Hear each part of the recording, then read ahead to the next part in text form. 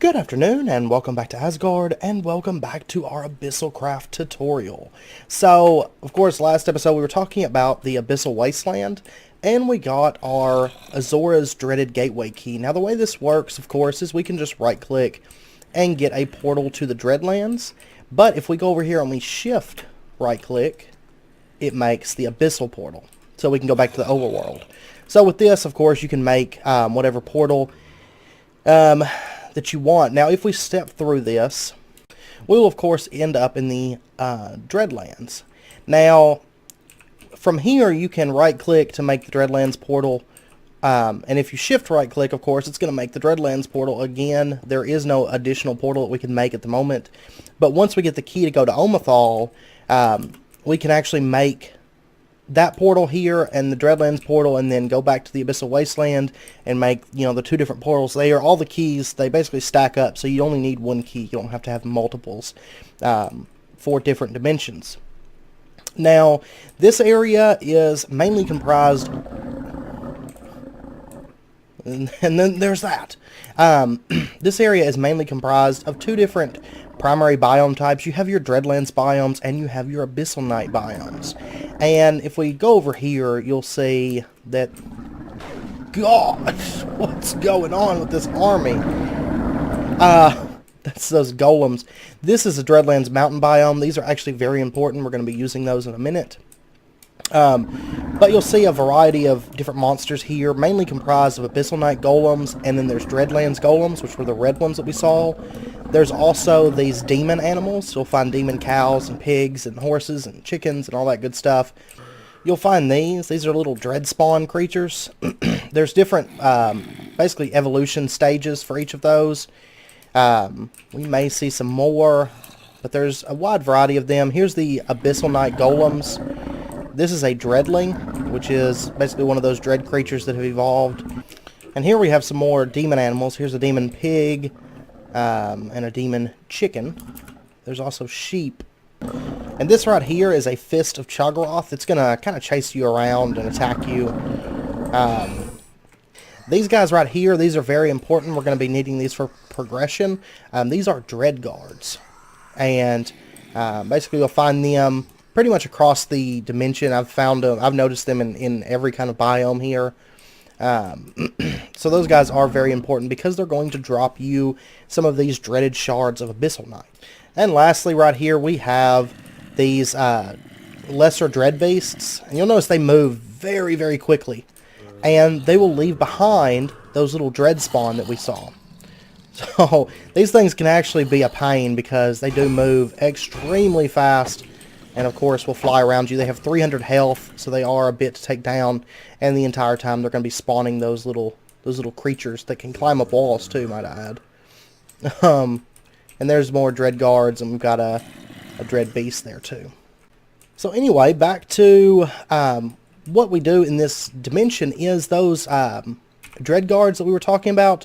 You're going to get these dreaded shards of Abyssal Night, and we're going to use these for progression. Now, in order to get your Dreadlands Necronomicon, let's cover that first. You're going to need some skin of the Dreadlands. And this is made pretty much the same way as the skins of the Abyssal Wasteland, in that you're going to need some of these Dread Fragments and Dreadlands Essence. And, of course, that you get from the Staff of Rending, using it on mobs in this dimension. Alright, and once you get your Dreadlands Necronomicon, you'll notice that it can store up to 20,000 PE. And then the next thing that you're going to want to do is get yourself some ingots.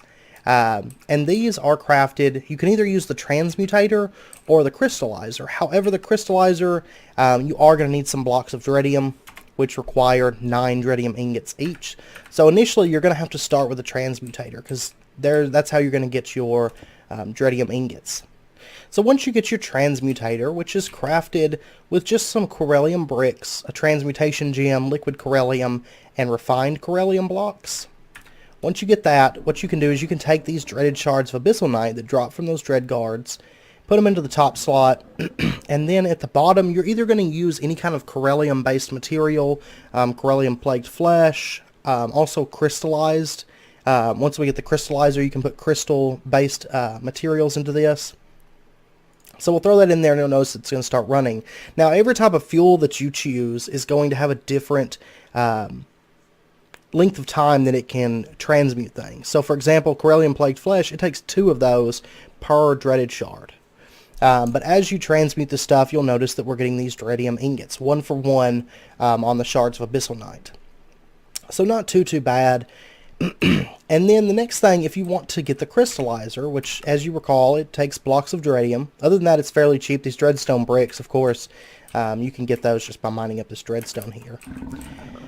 But once you get the crystallizer and you put this down, this is going to change these dreaded shards of Abyssal Night, and you'll notice that we can use the dreaded shards of Abyssal Night as our fuel. Now, for one of these dreaded shards, you can also use like dreaded fragments and different things, different crystallized materials as well. Any kind of dreaded material, dread fragments, and any crystallized element, full crystals or shards. But you'll notice that every one of these that we break down, we get 4 crystallized Dreadium and 1 crystallized Abyssal Night. So you're going to get 5 different crystallized fragments for each of these. Now, one thing to keep in mind is these crystallized Dreadium shards, if we change these over into the ingots, for example, you can transmute these and it gets 1 nugget per shard. And you can also turn them into crystallized Dreadium with 9 of them, and these will transmute into 1 ingot. So really, at the end of the day, you're better off turning your shards, if you're after the ingots, you're better off turning your shards straight into ingots using the transmutator rather than the crystallizer. Also, one thing to keep in mind, I don't know if it's a bug or if it's intentional, but if you run a bunch of this dreaded shards at once, for example, over here I ran quite a bit, and when I came over here and looked, it said I had negative 108 crystallized Dreadlands shards. Right, Dreadium shards. I had negative 108, and when I clicked on it, it just erased all of them. So you want to ideally pull this stuff out and don't let it build up over a stack, because what will happen, it'll start wasting it and just getting crystallized Abyssal Nights, and then if you exit the machine and come back in, it's like, oh, you have negative, and it just erases everything. So minus it keeps the Abyssal Night, but it erases all the Dreadium. So, but anyway, if we take a look here, you can actually see everything that these machines can do. Like the transmutator, you'll see that we can break down blocks of quartz and another quartz, and there's just pages of recipes that you can do. Generally, it's going to transmute things into, basically like its opposite. So like anti-spider eyes become 2 spider eyes, lava buckets just become solid lava, and all kinds of different things. And then also the crystallizer, you can see all the different elements that are in here. There's quite a few, different elements that you have access to here. And by the way, the blocks of Dreadium, like you'll notice, it's not a 1-for-1 kind of ratio. Like blocks of Dreadium, of course, require 9 Dreadium ingots, and it only gives you 4 crystallized Dreadium, which would turn into 4 ingots. So ideally, like I said, you want to use a transmutator to get those ingots if you're trying to get the most out of them.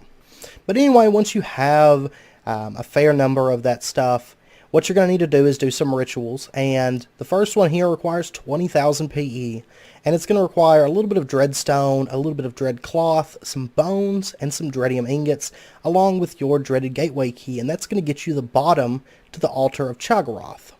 And it does require a sacrifice, keep that in mind.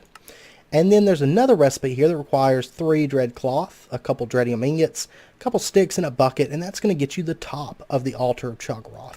And by the way, you have a couple recipes in here as far as rituals to get like your Dreaded Abyssal Night stuff, which is basically what those Dread Guards were wearing.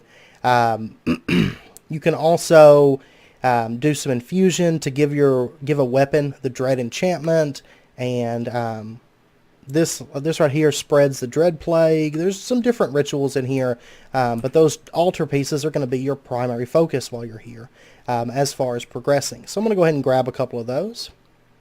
And by the way, that Dread Cloth, just requires string, leather, and then dread fragments that you're going to get from killing the mobs here.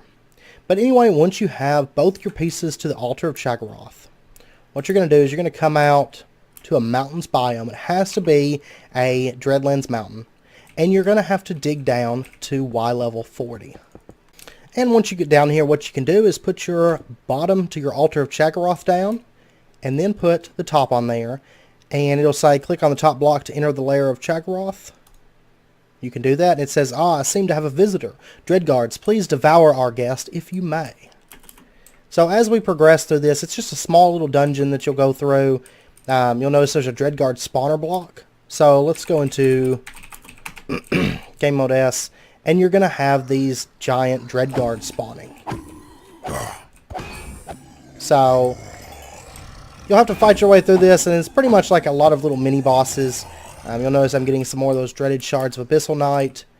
But as you get close, you'll see the boss bar just came up. And if we fly around here, I believe... There we go. There's little rooms here with different things in them. Like there's a furnace, and you've also got a crystallizer here. So you can actually get a crystallizer for free if you just wait and come here after the fact. And kind of save your materials that way. But anyway, once you reach the end... Oh, we got... little spawns of Chaggaroth. This is another mob. They generally only spawn inside of the Chaggaroth dungeons. But as you start getting close to Chaggaroth, you're going to see those spawning up. But anyway, if we drop down in here, there is the boss that we're after. So this is Chaggaroth the Dreadbeast. He has 1,000 health. And you'll notice he's dropping little spawn everywhere. So if you have a form of flight, you can kind of have a bit of an easier time with him. But let's go ahead and burn him down. And the main thing here at first that you're going to have to watch for is all the little spawn that he's making. He does make quite a bit of them, as you'll notice. They're all over the room here. And once you finally bring him down, here, have your key back. Transmute it for a working one. The chest behind me holds the legendary treasure of the Dreadlands, left by the ones who ran the mine before I came into the picture. Don't get your hopes up. I bet it's just a block of dirt or something. So anyway, once he dies, of course, you're still going to have the spawns. You're going to have to finish those off. But he's going to drop an absolute ton of stuff. Some of the stuff is from the little ads that he was spawning. But it is quite a bit of things that he drops. You'll notice I got a bit of Dreadium, dreaded chunks, shade, grab bag. But anyway, the main thing that you're after is this Dread-Plagued Gateway Key. So now with this, you can't just right-click and use this. It has to be infused first. Now, behind here, let me go back into creative mode. You can break through this wall, and you're going to get a treasure chest, which has the legendary treasure of the Dreadlands. And this is just a food. Let me go into there. You'll notice it just restores a little bit of health. I mean, a little bit of hunger. So it's nothing too crazy.